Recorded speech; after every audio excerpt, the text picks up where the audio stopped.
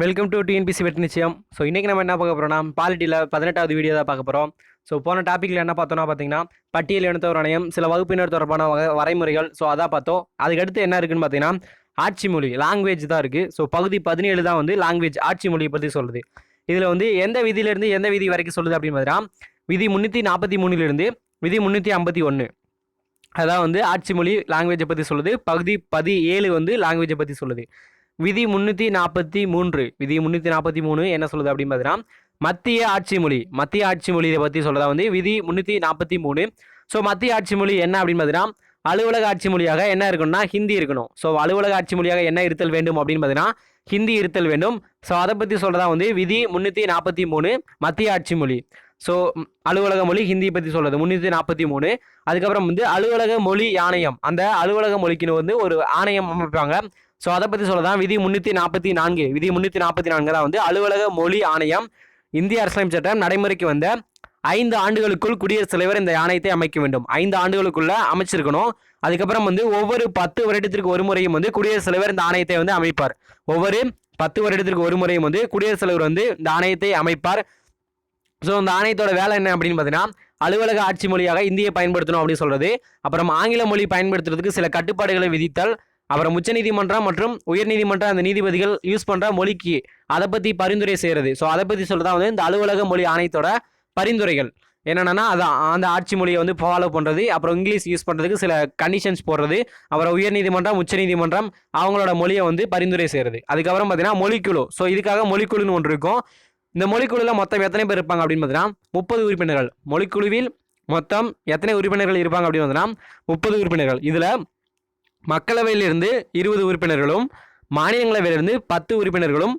இது எப்படி செலக்ட் பண்ணுவாங்கன்னா அந்த மக்களவை உறுப்பினர்கள் வந்து 20 பேரை, மாநிலங்களவை உறுப்பினர்கள் சேர்ந்து 10 பேரை ஒற்றை மாற்று விகிதாச்சார வாக்குமுறையில் வந்து செலக்ட் பண்ணுவாங்க. ஒற்றை மாற்று விகிதாச்சார வாக்குமுறையில் வந்து செலக்ட் பண்ணுவாங்க. மக்களவை உறுப்பினர்கள் எல்லாம் சேர்ந்து வேற ஒரு 20 பேரை வந்து செலக்ட் பண்ணுவாங்க. மாநிலங்களவை உறுப்பினர்கள் எல்லாம் சேர்ந்து 10 பேரை செலக்ட் பண்ணுவாங்க. ஒற்றை மாற்று வாக்கு விகிதாச்சார முறை அடிப்படையில் வந்து மொத்தம் 30 உறுப்பினர்கள் மொழிக்குழுவில் இருப்பாங்க. மக்களவை உறுப்பினர்கள் 20 பேர் கிடையாது, மக்களவை உறுப்பினர்களால் தேர்ந்தெடுக்கப்படக்கூடிய 20 உறுப்பினர்கள், மாநிலங்களவை உறுப்பினர்களால் தேர்ந்தெடுக்கக்கூடிய 10 உறுப்பினர்கள், மொத்தம் 30 பேர் இருப்பாங்க. ஸோ அதுக்கப்புறம் மாநில ஆட்சி மொழி. இதே மாநில ஆட்சி மொழி பற்றி சொல்லதான் விதி 345. 343 என்ன சொல்லுச்சு அப்படின்னு பார்த்தீங்கன்னா அலுவல் மொழி பற்றி சொல்றது. 345 மாநில ஆட்சி மொழி. மாநிலத்தில் பயன்படுத்தப்படும் ஒன்று அல்லது அதற்கு மேற்பட்ட மொழிகளை சட்டத்தின் மூலம் ஏற்றுக்கொள்ளலாம். மொழிகளை வந்து மாநில ஆட்சி மொழியாக சட்டத்தின் மூலம் ஏற்றுக்கொள்ளலாம். ஸோ மாநிலத்தில் பயன்படுத்துகிற ஒரு லாங்குவேஜ் நீங்கள் வந்து ஒரு லாங்குவேஜாக வச்சுக்கலாம். ஒரு லாங்குவேஜ் வந்து மாநில ஆட்சி மொழியாக வச்சுக்கலாம். அப்படி இல்லைனா ஒன்று அல்லது அதற்கு மேற்பட்ட லாங்குவேஜை கூட நீங்கள் வந்து ஆட்சி மொழியாக வச்சுக்கலாம். ஸோ அதை பற்றி சொல்கிறதா வந்து விதி 345. ஒரு இதில் வந்து எத்தனை லாங்குவேஜ் வச்சுக்கலாம். ஹிந்தியை கூட நீங்கள் வந்து மாநில ஆட்சி மொழியாக வச்சுக்கலாம் அப்படின்னு சொல்லதான் வந்து 345. ஒரு லாங்குவேஜ் அல்லது அதற்கு மேற்பட்ட லாங்குவேஜை கூட நீங்கள் ஆட்சி மொழியாக வச்சுக்கலாம். 345 மாநிலத்திற்கு தனியாக ஆட்சி மொழியை பற்றி சொல்லுது 345. அதுக்கப்புறம் வந்து உச்சநீதிமன்ற உயர்நீதிமன்ற மொழிகள். உச்சநீதிமன்றம் உயர்நீதிமன்றத்தோட மொழிகள் விதி 348. உச்சநீதிமன்ற உயர்நீதிமன்றத்தில் மொழிகள் விதி 348 அங்கே யூஸ் பண்ணுற மொழிகளை பற்றி சொல்றது. உச்சநீதிமன்றத்தோட அனைத்து நடவடிக்கைகள், உச்சநீதிமன்றம் மற்றும் உயர்நீதிமன்றத்தோட உள்ள அனைத்து நடவடிக்கைகள், மசோதாக்கள், நாடாளுமன்றங்கள் மற்றும் சட்டமன்றங்களை கொண்டு வர மசோதாக்கள், சட்டங்கள், உத்தரவுகள், இது எல்லாமே பார்த்தீங்கன்னா என்ன லாங்குவேஜில் இருக்கணும் அப்படின்னு ஆங்கிலத்தில் தான் இருக்கணும்.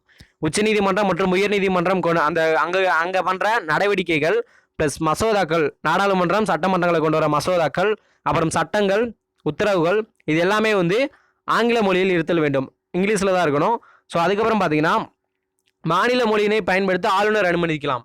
பர்டிகுலராக வந்து பார்த்தீங்கன்னா அந்த எல்லா லாங்குவேஜ், எல்லா சட்டங்கள் எல்லாமே வந்து இங்கிலீஷில் தான் இருக்கணும். அது வந்து ஒன்று.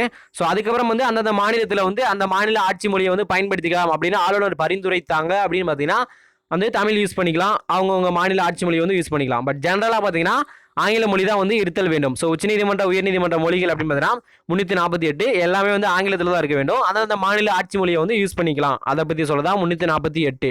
ஸோ அதுக்கப்புறம் பார்த்தீங்கன்னா இதுதான் மொழியை பற்றி சொல்லுது.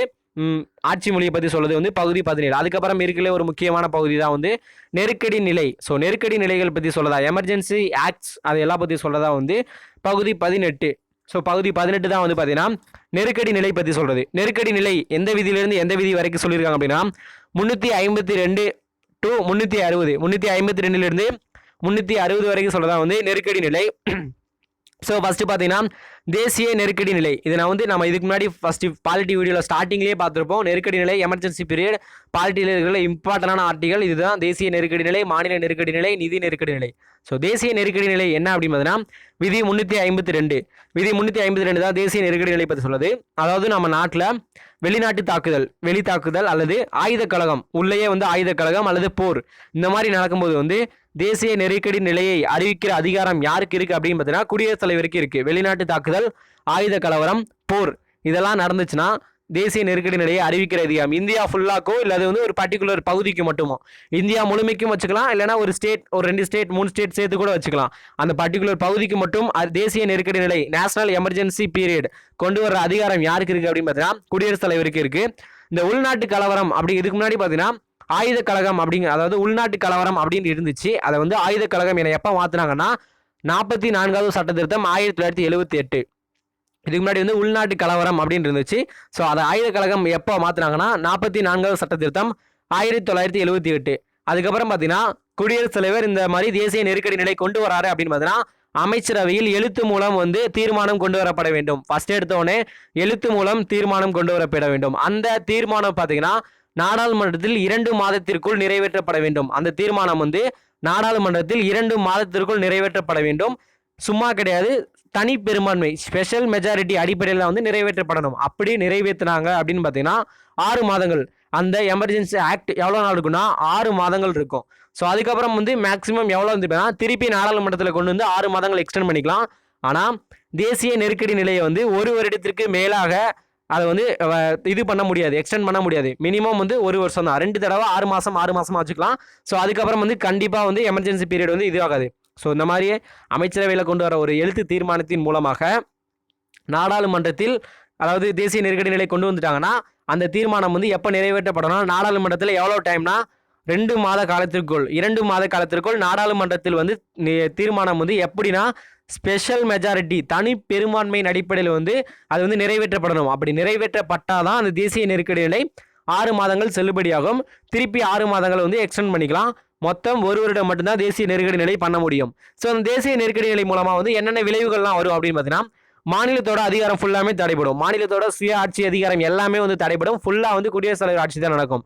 அப்புறம் மாநில பட்டியல் நாடாளுமன்றம் சட்டம் இயற்றும். ஸோ மாநில பட்டியல் அப்படின்னு பார்த்தீங்கன்னா மத்திய பட்டியல், மாநில பட்டியல், பொது பட்டியல் அப்படின்னு பார்த்தோம். மத்திய பட்டியல்னா சென்ட்ரல் கவர்மெண்ட் சட்டம் ஏற்றுறது, மாநில பட்டியல் அப்படின்னா மாநில கவர்மெண்ட் சட்டம் ஏற்றுறது, பொது பட்டியல் அப்படின்னா மத்திய மற்றும் மாநில கவர்மெண்ட் ரெண்டுமே சேர்ந்து சட்டம் இயற்றுறது. ஸோ மாநில பட்டியலில் அந்த மாநிலத்தில் அந்த மாநில பட்டியலில் நாடாளுமன்றம் சட்டம் இயற்றும் இந்த எமர்ஜென்சி ஆக்ட் இருக்கும்போது. அப்புறம் மக்களவையின் காலத்தை எவ்வளோ நாள் நீட்டிக்கலாம்னா ஓராண்டு நீட்டிக்கலாம். இந்த மாதிரி நீட்டிச்சவங்க யார் அப்படின்னு பார்த்தீங்கன்னா இந்திரா காந்தி. அவங்க தான் எமர்ஜென்சி ஆக்டுக்கே ஃபேமஸ் ஆனவங்க. ஸோ அவங்க தான் பார்த்தீங்கன்னா 1 வருஷம் நீட்டிச்சிருக்காங்க. அவங்களோட அந்த மக்களவை அந்த மேக்ஸிமம் 5 வருஷம் இருந்ததை 1 வருஷம் நீட்டிச்சு 6 வருஷமாக கொண்டு வந்துருக்காங்க. அப்புறம் இந்த எமர்ஜென்சி பீரியட் கொண்டு வந்தாங்கன்னா நம்மளுடைய அடிப்படை உரிமைகள் பாதிக்கப்படும். ஏன்னா பேச்சுரிமை, சுதந்திரமாக கூடும் உரிமை, ஆயுதங்களின்றி கூடுதல், இந்த மாதிரி எல்லா விதமான அடிப்படை உரிமைகளுமே பாதிக்கப்படும் இந்த எமர்ஜென்சி ஆக்ட் கொண்டு வந்தாங்கன்னா. ஸோ இதான். அதுக்கப்புறம் தேசிய நெருக்கடி நிலை. தேசிய நெருக்கடி நிலை அதுக்கப்புறம் பார்த்தீங்கன்னா மாநில நெருக்கடி நிலை. மாநில நெருக்கடி நிலை விதி என்னன்னா 356. ஸோ மாநில நெருக்கடி நிலை ஆளுநரோட வேலை என்ன அப்படி வருடம் மாநிலத்தோட அந்த நிதி நிலைமை, அதாவது சமூக பொருளாதாரம் இதெல்லாம் பற்றி அறிக்கையை குடியரசுத் தலைவர் கொடுத்துட்டே இருக்கணும். மாநிலம் இப்படி செயலாகுது அப்படின்னு. ஸோ அந்த மாதிரி பண்ணும்பொழுது குடியரசுத் தலைவர், அதாவது சட்டம் ஒழுங்கு சரியில்லை, சீர்கேடாக இருக்குது அப்படின்னு குடியரசுத் தலைவர் அதிருப்தி விட்டாலோ, அதாவது திருப்தி விட்டாலோ குடியரசுத் தலைவர் என்ன பண்ணலாம்னா மாநிலத்தில் மாநில நெருக்கடி நிலையை ஆளுநரின் மூலம் பிரகடனப்படுத்தலாம். மாநிலத்தில் ஆளுநர் அந்த மாநில நெருக்கடி நிலையை ஆளுநரின் மூலம் பிரகடனப்படுத்தலாம். ஸோ அதை பற்றி சொல்லதான் மாநில நெருக்கடி நிலை விதி 356. மாநிலத்தில் சட்டம் ஒழுங்கு சரியில்லை, ஆட்சி செய்ய முடியல அப்படின்னு பார்த்தீங்கன்னா மாநில ஆளுநர் அறிக்கை அனுப்புவார். ஸோ குடியரசுத் தலைவர் ஆளுநரின் மூலம் மாநில நெருக்கடி நிலையை கொண்டு வருவார். அதை என்ன பண்ணுவாங்கன்னா நாடாளுமன்றம் 2 அவைகளிலும் 2 மாத காலத்திற்குள் அதை அங்கீகரிக்க வேண்டும். 2 மாத காலத்திற்குள் வச்சு ஸ்பெஷல் மெஜாரிட்டி மூலமாக கொண்டு வரணும். அப்படி கொண்டு வந்தால் மட்டும்தான் அது 6 மாத காலங்கள் நீட்டிக்கும். இதுவுமே 6 மாத காலங்கள் வரைக்கும் தான் இருக்கும். ஸோ இந்த மாதிரி 6 மாதமாக எவ்வளோ வரைக்கும் நீட்டிக்கலாம் மாநில நெருக்கடி நிலை அப்படின்னு பார்த்தீங்கன்னா 3 ஆண்டுகளுக்கு மேல் நீடிக்கக்கூடியது. 3 வருஷம் வரைக்கும் பார்த்தீங்கன்னா 3 வருஷம் வரைக்கும் ஒரு ஸ்டேட்டில் மாநில நெருக்கடி நிலையை கொண்டு வரலாம். 3 வருஷம் வரைக்கும் ஒரு ஸ்டேட்டில் மாநில நெருக்கடி நிலையை கொண்டு வரலாம். இந்த மாநில நெருக்கடி நிலை கொண்டு வரும் பொழுது வந்து சட்டமன்றம் மாநில சட்டமன்றத்தை வந்து கலைச்சிருவாங்க. குடியரசுத் தலைவர் ஆட்சி அதாவது ஆளுநர் ஆட்சி தான் நடக்கும். ஃபுல்லாமே வந்து மாநில நெருக்கடி நிலை விதி 356 3 ஆண்டுகளுக்கு மேல வந்து கொண்டு வர முடியாது. அதாவது மாநில நெருக்கடி நிலை. தேசிய நெருக்கடி நிலை 1 வருஷத்துக்கு மேல கொண்டு வர முடியாது. இது வந்து 3 ஆண்டுகளுக்கு மேல் கொண்டு வர முடியாது. 6 மாத காலமாக. அதுக்கப்புறம் பார்த்தீங்கன்னா நிதி நெருக்கடி நிலை. நிதி நெருக்கடி நிலை பற்றி சொல்லுது விதி 360. நிதி நெருக்கடி நிலை பற்றி சொல்றது வந்து விதி 360. நிதி நிலைமை இந்தியாவோட நிதி நிலைமை அல்லது கடன் நிலைமை அச்சுறுத்தும் நிலைக்கு வந்தால் குடியரசுத் தலைவர் வந்து இந்த நிதி நெருக்கடி நிலைமையை அறிவிப்பார். இந்தியாவோட நிதி நிலைமை மிகவும் மோசமாக இருக்குது அப்படின்னு பார்த்தீங்கன்னா அது அச்சுறுத்த மாதிரி வந்துச்சுன்னா அப்போ வந்து குடியரசுத் தலைவர் என்ன பண்ணுவார்னா நிதி நெருக்கடி நிலைமை வந்து அறிவிப்பார். ஸோ அந்த நிதி நெருக்கடி நிலைமை அறிவிச்சு அதை வந்து எப்படி கியூர் பண்ணுறது அப்படின்னு பார்த்தீங்கன்னா மாநில அரசு ஊழியர்கள் உச்ச மற்றும் உயர்நீதிமன்ற நீதிபதிகள் ஊதியத்தை குறைக்க குடியரசுத் தலைவருக்கு அதிகாரம் உண்டு. ஸோ நமக்கு வந்து நிதி தேவை அப்படின்னு பார்த்தீங்கன்னா எல்லாரோட கவர்மெண்ட் ஸ்டாஃப்ஸ் அவங்களோட சேலரிலாம் என்ன பண்ணுவாங்கன்னா ரெடியூஸ் பண்ணிடுவாங்க இந்த நிதி நெருக்கடி நிலை சமயம். அதுக்கப்புறம் என்ன பார்த்தீங்கன்னா மானியத்தில் அந்த இது பண்ணுற எல்லா பட்ஜெட் அதாவது நிதி மசோதா அந்த நிதி மசோதா எல்லாத்தையுமே வந்து ஆளுநர் வந்து அவர் ஆக்சுவலாக வந்து ஒரு மாநிலத்தில் பண்ணுற நிதி மசோதாக்கள் ஆளுநரின் அனுமதி பெற்று தான் வந்து பண்ணுவாங்க. அந்த எல்லா நிதி மசோதாக்களுமே வந்து குடியரசுத் தலைவர் வந்து அதை வந்து அறிக்கை பண்ணுவார். ஆராய்ந்து பார்த்து தான் வந்து அதுக்கப்புறம் பண்ண முடியும். குடியரசுத் தலைவர் என்ன சொல்கிறாரோ அதான் பண்ண முடியும். அதுக்கப்புறம் அவசர நிலை பிரகடனம் இந்த பார்த்த நிதி நெருக்கடி நிலை இந்த மாதிரி 3 அவசர நிலை பிரகடனம் எல்லாமே வந்து பார்த்தீங்கன்னா ஜுடிஷியல் ரிவ்யூ நீதிமுறை சீராய்விற்கு உட்பட்டது. இப்போ பார்த்த இந்த அவசர நிலை பிரகடனம் எல்லாமே பார்த்தீங்கன்னா ஜுடிஷியல் ரிவ்யூ அதாவது நீதிமன்ற உள்ளாய்விற்கு உட்பட்டதாக வந்து இந்த நம்ம 3மே ஒரு கோர்ட்டில் வந்து நீங்கள் கேஸ் போட்டுக்கலாம் கொண்டு வந்ததுக்கப்புறம் எதன் மூலமாக கொண்டு வந்தீங்க அப்படின்னு நீதிமன்ற சீராய்விற்கு உட்பட்டதான். ஸோ நிதி நெருக்கடி நிலை பற்றி சொல்லுது விதி 360 மாநில நெருக்கடி நிலை 356 தேசிய நெருக்கடி நிலை 352 முக்கியமான ஆர்டிகல் இது எல்லாமே. ஸோ இந்தியாவில் எப்பப்பெல்லாம் தேசிய நெருக்கடி நிலை கொண்டு வந்தாங்க அப்படின்னு பார்த்தீங்கன்னா 1962 இந்திய சீன போர், 1971 இந்தியா பாகிஸ்தான் போர். இந்த 2 டைம் வந்து தேசிய நெருக்கடி நிலை மொத்தம் 3 டைம் கொண்டு வந்தாங்க. 1962 71 மற்றும் 1975 3 டைம் இந்தியாவில் வந்து தேசிய நெருக்கடி நிலை கொண்டு வந்திருக்காங்க.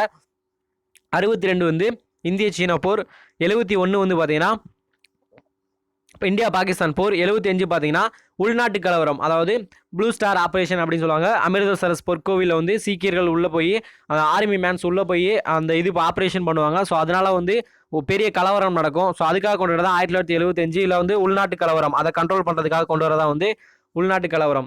இது யார் கொண்டு வந்தாங்கன்னா மேக்ஸிமம் 2 பேர் யாரும் 1971 1975 ரெண்டுமே யார் கொண்டு வந்தாங்க அப்படின்னு இந்திரா காந்தி தான் கொண்டு வந்திருக்காங்க.